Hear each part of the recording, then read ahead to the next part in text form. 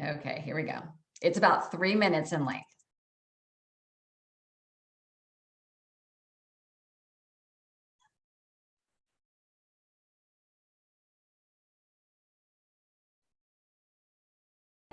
Why do human beings do the things they do?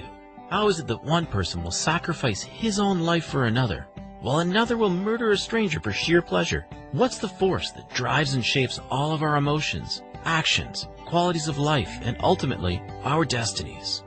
While each human being is unique, we also share nervous systems that function in the same way. There are also 6 fundamental needs that everyone has in common, and all behavior is simply an attempt to meet those 6 needs.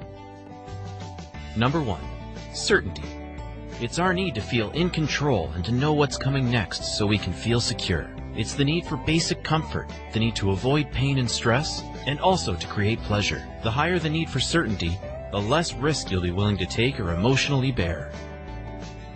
Number 2. Uncertainty. Let me ask you a question. Do you like surprises? If you answered yes, you're kidding yourself. You like the surprises you want. The ones you don't want, you call problems, but you still need them to put some muscle in your life. You can't grow muscle or character unless you have something to push back against. Number 3. Significance. We all need to feel important, special, unique, or needed. Some people will pursue this need by competing with others, or by destroying and tearing down those around them. Others may try to fulfill this need by achieving big goals like earning millions or distinguishing themselves with a PhD, or through connection with other human beings. Number 4. Love and connection. The 4th basic need is love and connection. Love is the oxygen of life. It's what we all want and need most. When we love completely, we feel alive. But when we lose love, the pain is so great that most people settle on connection, the crumbs of love. You can get that sense of connection or love through intimacy, or friendship, or walking in nature, or maybe getting a pet. These first 4 needs are what I call the needs of the personality. We all find ways to meet these, whether by working harder, coming up with a big problem, or creating stories to rationalize them. The last 2 are the needs of the spirit. These are more rare. Not everyone meets these. When these needs are met, we truly feel fulfilled. Number 5. Growth. If you're not growing, you're dying. If a relationship is not growing, if a business is not growing, if you're not growing, it doesn't matter how much money you have in the bank, how many friends you have, how many people love you, you're not going to experience real fulfillment. And the reason we grow, I believe, is so we have something of value to give. Number 6. Contribution. Corny as it may sound, the secret to living is giving. Life's not about me, it's about we. Think about it. What's the first thing you do when you get good or exciting news? You call someone you love and share it. Sharing enhances everything you experience. Life is really about creating meaning, and meaning does not come from what you get. It comes from what you give. Ultimately, it's not what you get that will make you happy long term, but rather who you become and what you contribute will. Understanding these needs, and which ones you're trying to meet in any given moment, can help you create new patterns that lead to lasting fulfillment. Got a burning question you want answered? Ask it in the comments. All right. So welcome everyone. My name is Dee Corchin. We're here on Monday night. It is March 14th. Excited to be here with you. I know we've got all types of us here, some brand new coaches, some that are just checking us out for the first time, taking a peek at coaching, and those of us that are experienced. And really wanted to show that about needs, because yes, we provide a great health program, but we also know we're providing so much more for individuals. I mean, when you guys agree, like 5 and 6, that fulfillment, the growth, that's so much of what we get to experience through coaching and what it is that we offer.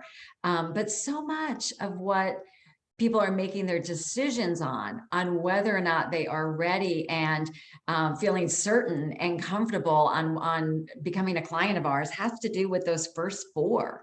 right? Of what is it? Yes, that people want to get healthier and change a number on the scale or maybe take care of a disease, but it usually comes from a much, much deeper place. So we're going to be having some really good conversation tonight about handling some tough questions and maybe even some potential objections that individuals may have when we're going over the health assessment.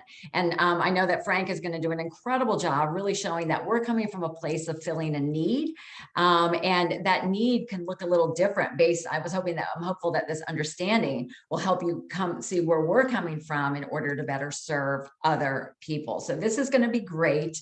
I am sure one thing we're going to probably talk about is about the cost of the program. And I just kind of want to call out the elephant in the room because I mentioned this to a leader the other day and she said, we should really talk about that on a team call. But there's no doubt there's some uncertainty in the world right now. Right. And there's a fact that we are facing inflation.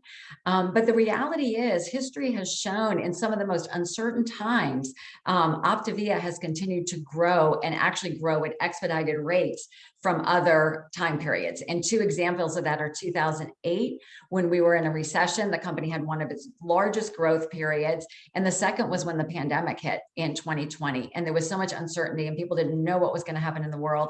And those are often the times that people realize and start to prioritize what is most important to them with their health. So I just wanted to remind all of us to remember that so much of this is what we're thinking about it, and to always keep in mind that we are providing something of great value that radically changes lives. And so when we're talking to people, and if the issue of money comes up or whatever, to keep that in mind. And I know that they're going to do a great job talking about that tonight. And then just two quick things before I bring it over and take it on over to Frank and his team.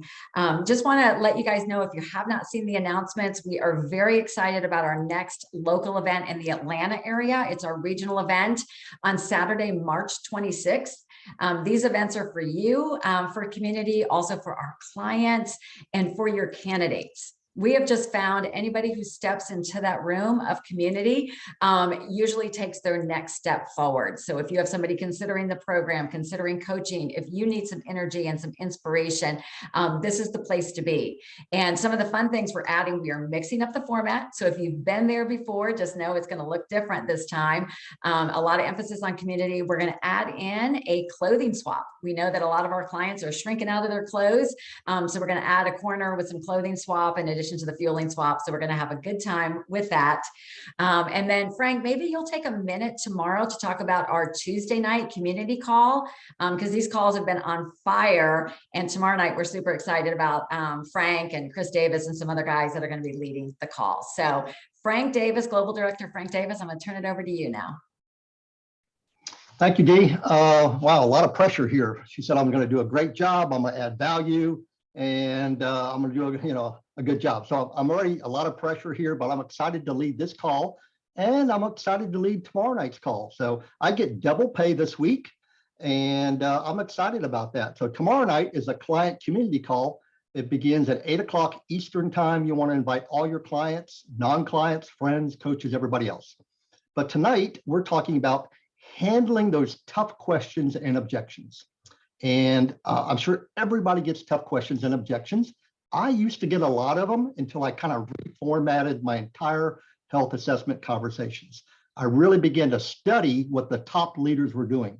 And they give away their health assessment on these calls they do. They talk about the 4 components, they ask questions, and I studied those. I watched video after video after video. I had a great mentor living right in my home, my own wife, who was my coach, and I heard her calls so many times. And what I did to avoid those questions and those objections, I put almost everything they can think of in my health assessment. So if you cover it in your health assessment, no reason for them to ask at the end, right? Now, 3 general things that are going to help you about the health assessment. I'm going to cover those. I'm going to talk briefly about the cost, and then I'm going to introduce 2 coaches on our team that we partner with to talk about a topic that's important to them. And then hopefully at the end, we'll have a few minutes for some questions and answers. Now, what are the 3 things that are going to help you on a health assessment conversation? The very first thing you'd have to remember is the person asking the question is in charge. So when you give up that position of asking questions, you lose control. You're no longer in charge. If you let the potential client begin to fire questions after you, one right after the other, you lose control. Now, it's okay for them to ask questions, but what I'm going to do is I'm going to turn it around and I'm going to answer their question briefly, and then I'm going to answer them with a question. Give an example. My potential client says, is it processed food? So I'm going to answer why it's not, and then I'm going to turn around and say, that's an interesting question. Why would you even ask that? Boom, so I turned it right around. I'm now back in charge. The second thing that's going to help you on the health assessment, you've got to have confidence. You've got to display confidence, and you've got to display belief. The other night, I was doing a celebration tips call with Lori Cole. I brought a couple to Lori Cole, and Lori asked the wife something like, why did you choose to go with Frank or something like that? The wife said he had so much confidence on the call, and he believed that we were going to lose our weight. So because he believed, we came on board. And that's true. Now, but the topic I really want to talk about is cost. So cost is a question that probably everybody gets. But if you have a lot of confidence and you believe, it's not going to be that big of a deal. First of all, understand this premise. Everybody comes to a health assessment knowing they're going to spend money, right? They know it's not going to be free. They know they're going to spend some money. The only question remains is the money they spend worth the value that you're about to give them? If you go into Best Buy or a computer store, you're going to buy a computer or a cell phone, but is it valuable enough that you're going to spend the money? The same thing with the health assessment. Now, how do you add value? The number one way you add value is you identify their why. You identify their why. The deeper you go in the why, the more whys you have, the more value you bring. Now you can help them get healthy. Now you can help them live longer. Now you can help them get into clothes they haven't been able to wear in a long time. Now you can help them travel or hike or enjoy the activities. Now you can help them feel good about themselves. Now you can be attractive. They can be attractive to their partner or their spouse, and on and on and on. I don't just ask about their why one time. I dig deep. They tell me 3 or 4 things. I say, tell me more. They tell me a couple more things. I say, tell me more. They tell me a couple more things. And what else is important to you? I dig deep and deep and deep. And a lot of times people cry. I'm sorry they cry, but they cry because it's gotten personal, it's gotten deep. So that's how I identify their why. Now, when somebody does say, what does it cost? Here's how I respond 99.9% of the time. I'm so glad you asked. That's the best part of our program. It is super affordable. First of all, I don't charge you for coaching. There's no charge for coaching. Coaching is free. Secondly, there's no charge to access that private community page I told you about. There's no charge for our physician-led habits of health page. We have a nutrition team that's going to support you, and they don't charge. There's no charge even to sign up as a client. Unlike most companies, there's no access fee, no sign-up fee, or no initiation fee. Your only cost is your food. You know what? And you're already spending money on food. So rather than going to Starbucks and eating out in the restaurants and all the stuff you're eating at home, you're now going to be eating 5 fuelings a day, 7 days a week, 30 days out of the month. And that cost for you to get started for your first month is only $428 plus tax. If you do the math on that, that works out to be about $13 to $14 a day, or $3 or $4 a fueling, which is super affordable. You can't even go to McDonald's and eat for that. And if you do, you're eating junk, right? And I stop. 99.9% of the time, they always say right. Every time. After they say right, I say, yeah. How soon do you want to get started? And that's how I end my call. So I hope that was valuable to you. I want to introduce a couple coaches that we partner with. The first one I want to introduce to you is an executive director. She's got a fast-growing team. She's a hard worker, and I want her to take it over. Kelly, will you come off mute and share a little bit?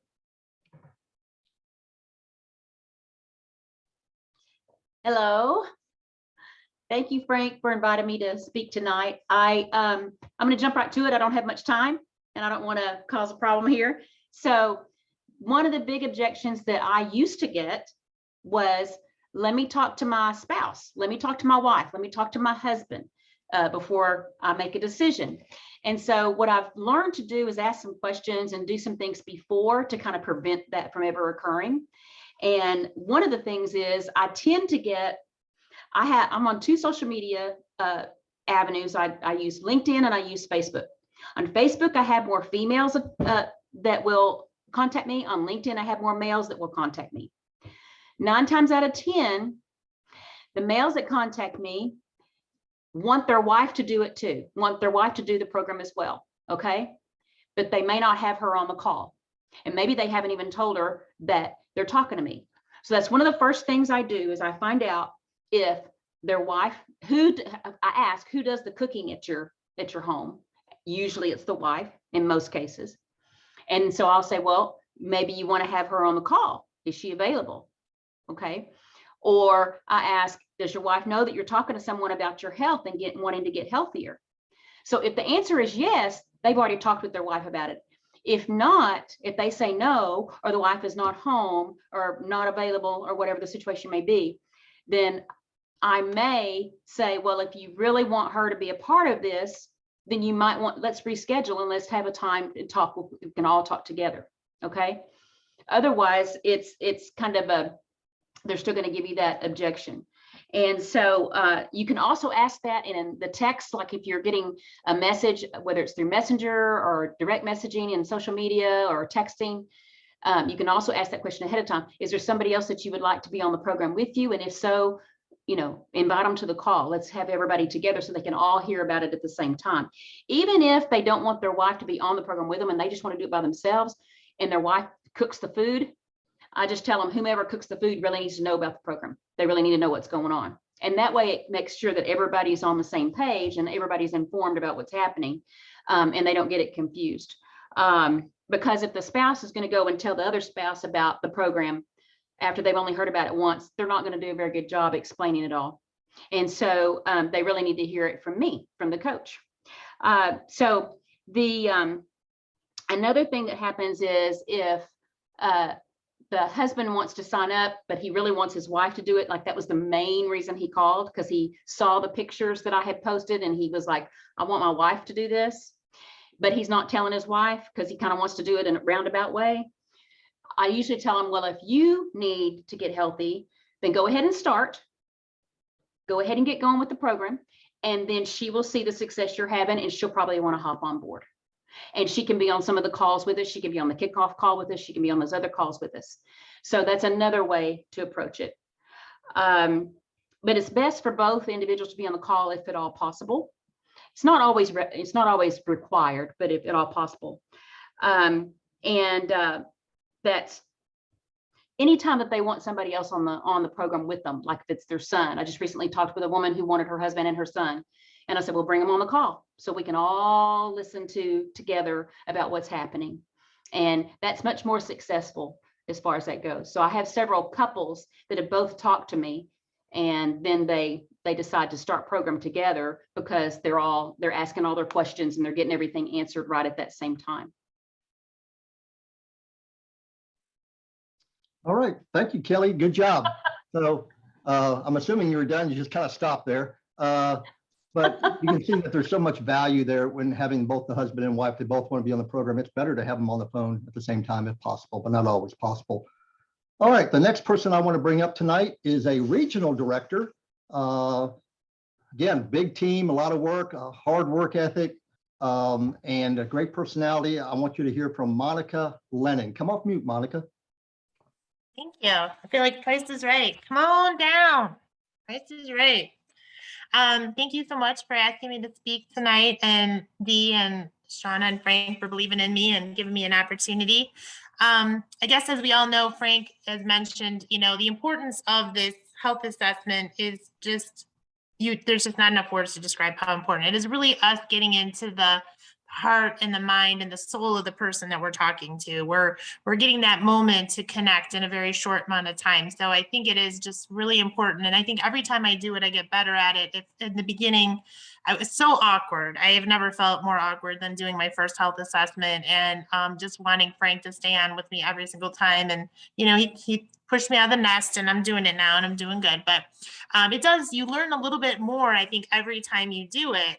But what you do learn is with it comes some challenging questions. I think one of the questions that I know that you will get, because it's baked into the health assessment and the weight management section, have you tried to lose weight before?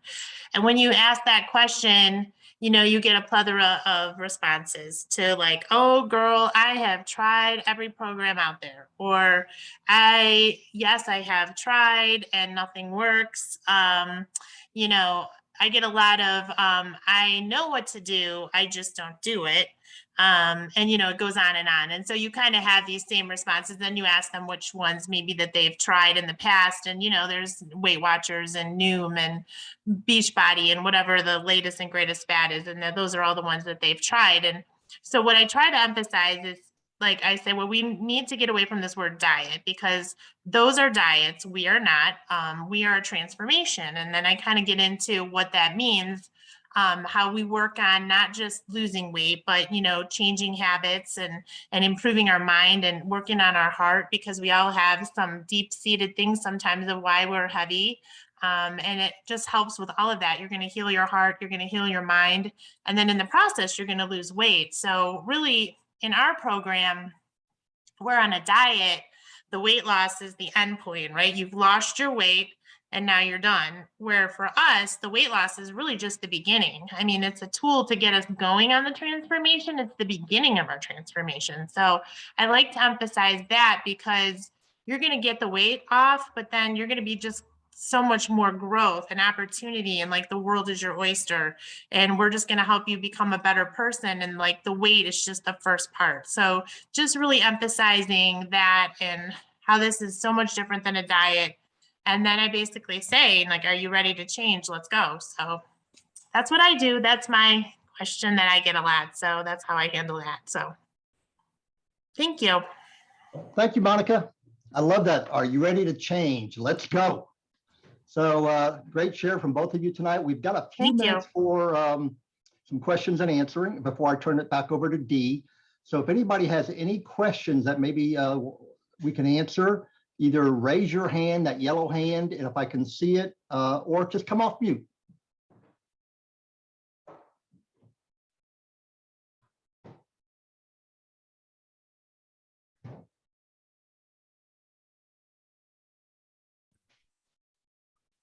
Hey, I have a Frank. quick question. Oh, sorry.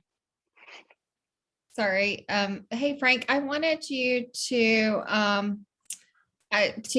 tell everyone how many practice calls that you did listening to health assessments, and how many that you recommend that your coaches listen in on, so that they can kind of learn their style. Yeah, well, I started off a little differently because, Shauna, my coach, her office was like in the next door. I was in the living room and I could hear her doing her calls, and she, and then after I got a little interested, I would kind of go in there and kind of listen to her. So my journey was not like most people's journey, but when I stepped into coaching, I typically recommend that people, as new coaches come on, they hear 2 or 3 of my calls and maybe 2 or 3 of Shauna's calls, because Shauna's got a different personality than I do. Her style is different than mine. She does a great call and I do a great call, but I like for them to hear 2 or 3 of Shauna's and 2 or 3 of mine. And then I'd like to hear 1 or 2 of their calls. So I'll get on the phone with them, listen to their call. Shauna will get on the phone with them, maybe listen to their call. We just kind of tweak their call a little bit. And we're there as a life preserver. So when they get those tough questions and they get those objections, if they don't know how to answer them, which usually they don't because they're brand new, Shauna and I can jump in there and help them out, kind of save them. Now, something else I like to do, regardless of how long a coach has been a coach, I like to get back in there again, whether it's a month, 3 months, 6 months, a year down the road, say, hey, I don't mind sitting in on your call again, or you can sit in on my call, because sometimes as time goes by, people tend to forget. They forget the basics.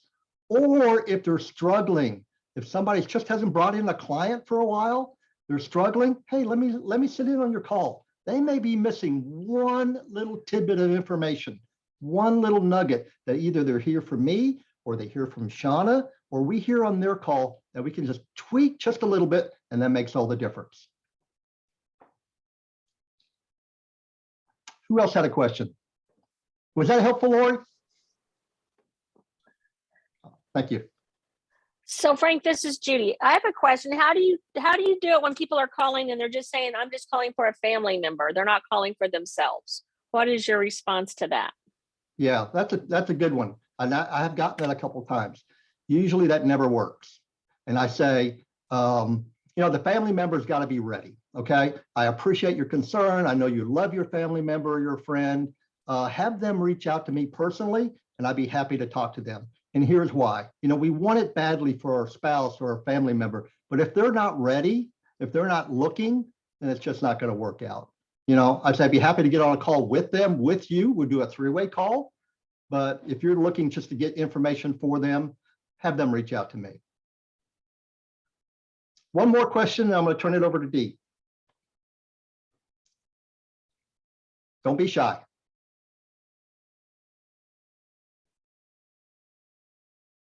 Ten seconds. I feel like I'm on Price is Right now, Monica. All right, well, hey, this has been fun. Regardless of your health assessment, you want to make it your personality, okay? You don't want to make it Frank Davis's personality or Shauna's personality or Dee's personality or Lori's personality. You want to make it your personality. You do want to have confidence. You do want to have belief. You do want to know what you're talking about. You do want to practice, knowing that your health assessments are going to get better and better and better. Just like Monica said, right? In the beginning, I did a terrible health assessment. Now I sign up probably 3 out of every 4 I talk to. Okay. So it just gets better and better and better. Thank you so much for allowing me to speak, Dee. This has been a pleasure, and I'm going to turn it back over to you. Yeah, thank you, Frank, and thank you, Kelly, and thank you, Monica. I mean, I think you guys would all agree. I really want to emphasize, did you hear the level of confidence that they were speaking at? And did you also hear Monica's vulnerability that said, I felt like whatever the word she used, it was funny, but like I felt like a spaz, or I never felt so inadequate the first few I was doing. So realize your skills will get better, but coming from that place of confidence, it is what people need. If we go all the way back to that video that we watched at the beginning, he talked about certainty, that people are looking for certainty in their decisions or their life. And the less certainty they feel, the less willing they are to take a risk. And Frank gave the example that that couple hopped in and they said it was because of the confidence and belief that Frank had in his program that it could help them. So if you're running into like common objections, that's always a really good opportunity to talk to your business coach. And I'm going to give you an example about that. I had a situation once where one of my newer coaches, she was doing well for a while, and then all of a sudden it was like, the brakes went on and like nobody was signing up. And we were talking about it, and she's like, everybody just says it's too expensive. Everybody just says it's too expensive. It's the money. Nobody can, And so we just paused and I said, can I ask you a few questions? And I said, Lisa, do you think it's expensive? And she said, I kind of do.